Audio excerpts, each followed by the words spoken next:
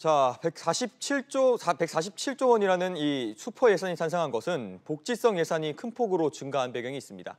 그럼 이렇게 씀씀이를 노리려도 나라 곳간에 문제가 없을까요? 이 내용 취재 기자가 좀 더 짚어보겠습니다. 손석구 기자 나와 있습니다. 자, 손 기자. 네. 일단 이렇게 슈퍼 예산이 편성된 거는 예고한 대로 결국 결정이 된 거죠? 그렇습니다. 특히 이제 또 그 예산 안에 면면을 들여다보면 기록적인 숫자들이 몇 개가 나오는데요. 예. 일단 내년도 총 예산 규모는 470조 5천억 원이죠. 올해보다 9.7%가 증가한 규모입니다. 이 9.7%라는 증가율은 10년 만에 최고치입니다. 10년 전이면 따져보면 글로벌 금융위기가 발발했던 2008년 당시로 보시면 되겠습니다. 전체 470조 원 예산 가운데 복지 분야 예산이요. 162조 2천억 원으로 편성이 됐습니다. 전체 예산의 34.5%인데 이 비중 역시 역대 최대치입니다.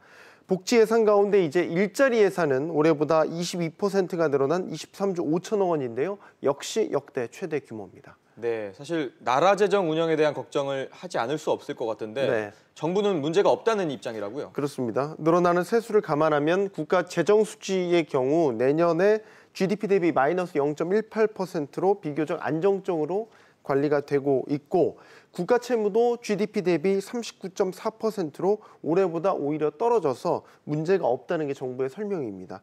하지만 5년 뒤에 국가 채무 전망치를 보면 얘기가 달라집니다. 기간을 좀 더 늘려서 보면요. 국가 채무가 897조 원까지 2022년에 늘어나게 되죠.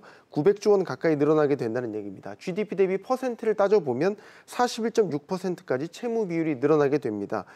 정부는 여기에 대해서 40% 내외에서 관리를 하면 재정 건전성을 유지한다는 입장인데 하지만 이 채무 규모 자체에 늘어나는 속도가 너무 빠르다는데 문제가 있다는 주장도 만만치 않습니다. 네, 손 기자, 거기에다가 세금 부담이 적지 않을 것이다 이런 얘기도 나온다면서요? 그렇습니다. 내년도 이제 예산이 늘어나게 됨에 따라서 국민 1인당 짊어져야 되는 세금 부담이죠. 조세 부담률이라고 하는데 이게 20%를 넘어서게 될 전망입니다. OECD 평균치가 25%인 것에 비하면 여전히 낮은 수준이기 때문에 문제될 게 없다는 게 정부 설명이긴 한데 전문가들의 설명은 조금 다릅니다.